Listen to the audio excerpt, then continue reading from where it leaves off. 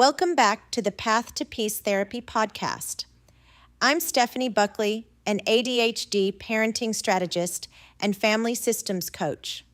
Today, we are continuing the Dear Parent series that I believe will change the temperature of your home.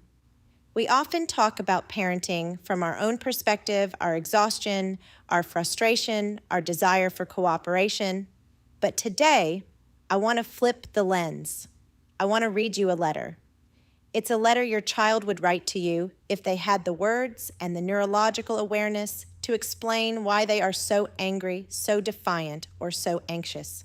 This is the CEO resignation letter from child to parent. The hierarchy checklist. Is your child the CEO? Before we dive into the heart of today's episode, I want you to perform a quick boardroom audit of your home. Ask yourself these questions. Are you asking for permission to set a boundary? Do you find yourself over-explaining your why to a 6-year-old in hopes they will agree with your decision? Is the emotional temperature of your afternoon dictated by your child's current mood?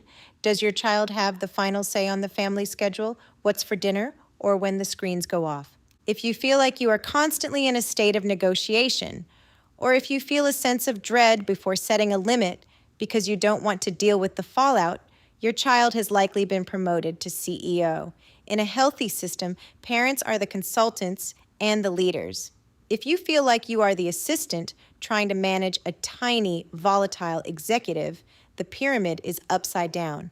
Dear Mom and Dad, from your child. Subject, my resignation as CEO of this home. Dear Mom and Dad, I am writing this because I'm exhausted. For a while now, I've been running the operations of this house. I've been the one who decides when we actually leave the house, what's for dinner, and whether the rules we agreed on yesterday actually matter today. I've been the one managing your emotions, checking your face to see if you're going to give in, and negotiating until I get my way. On the outside, I look like I want this power. I scream for it. I fight for it. I tell you I hate it when you say no. But I have a secret. I am terrified. My brain isn't finished yet. I don't know how to manage risk. I don't know how to regulate my own heart rate, let alone the schedule of an entire family. Every time I win a negotiation with you, a part of me feels a little more unsafe. If I can break you, who is going to protect me? If I'm stronger than you, who is going to hold the world together when it feels like it's falling apart? I'm resigning because I'm too young for this much power. It's making me anxious, it's making me mean, and it's making me feel like I'm all alone at the top of a mountain. Please accept my resignation. Take the keys back. Be the ceiling again so I can finally be small. With love and a desperate need for you to lead your child. When we hear those words, it shifts the narrative from, my child is being a brat, to my child is overwhelmed by responsibility. This is especially critical for our neurodivergent children. For a child with ADHD, the CEO role is a neurological nightmare. ADHD involves executive dysfunction. The internal manager of the brain is already struggling to organize, prioritize, and initiate tasks. When a child with ADHD is at the top of the pyramid, their impulsivity runs the show. They need external executive function, which is you. They need routine, structure, and predictability to feel safe. Without it, their brain stays in a permanent state of high alert, searching for a boundary that doesn't move. Reclaiming your power isn't just about order. It's about brain development. A secure attachment is built when a child knows their parent is sturdier than they are. This stability at home becomes the blueprint for their relationships in the world. If they don't learn how to navigate no from a loving leader at home, they will struggle with friendships, professors, and employers who won't negotiate. We are building their capability, not their comfort. The dignity of contribution, scaffolding for life. By accepting this resignation, you aren't removing your child's power. You are reassigning it to where it belongs. While they are no longer responsible for the executive operations of the home, they are fully responsible for being a contributing member of the family system. There is a profound dignity of contribution that we often rob our children of when we treat them like guests in a hotel rather than members of a tribe. When a child has real responsibilities, they develop a sense of industry, the belief that they are capable and that their presence matters to the group's survival. This is how we build true self-esteem. Confidence doesn't come from being the boss. It comes from the mastery of skills. When you ask your child to handle chores, you are providing scaffolding for their executive functioning. You are teaching them how to sequence tasks, how to manage time, and how to tolerate the boredom of necessary work.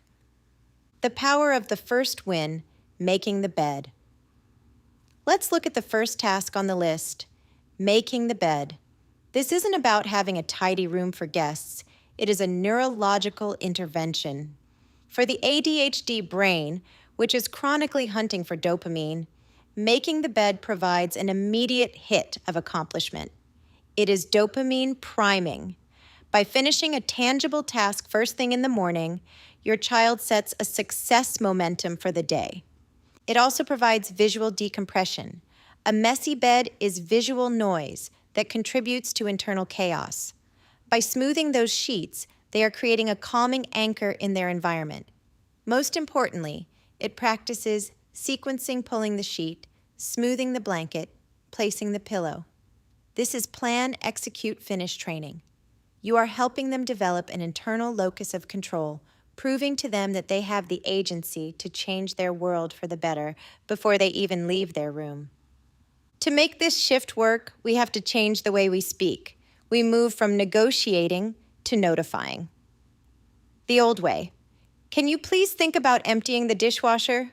I really need your help so I can start dinner. This is asking for consensus. The new way. It is time to empty the dishwasher. I'll be starting dinner once that's clear. This is stating a structural reality. By shifting your language, you remove the burden of choice. You tell their nervous system, the tracks are laid, you just have to walk them. In this new model, your child builds skill and confidence by being responsible for making their bed each day, establishing that neurological win and visual anchor, feeding the family animals, moving from self-centeredness to empathy and care for another living thing. When you move these logistical burdens back to the adults and give the child clear, simple responsibilities, harmony is restored. Why? Because the frantic energy of who is in charge today disappears. The ADHD brain relaxes because the tracks are laid down. The child stops fighting for the steering wheel and starts looking out the window. Secure attachment flourishes when a child can lean against a parent and realize that parent doesn't budge. You are the ceiling. They are the child. And when the pyramid is right side up, everyone can finally breathe. If this letter or the checklist hit home for you, take a deep breath. You have the opportunity to change the entire dynamic of your home starting today. I'm Stephanie Buckley, and this is the Path to Peace Therapy Podcast. Join me for the next episode where we'll talk about the parent's response, how to officially take the keys back. You can find more resources and clinical support at thepathtopea.com and follow me on Instagram at @thepath-to-peace-therapy. Take a deep breath, hold the frame, and remember, peace is possible when the adults lead.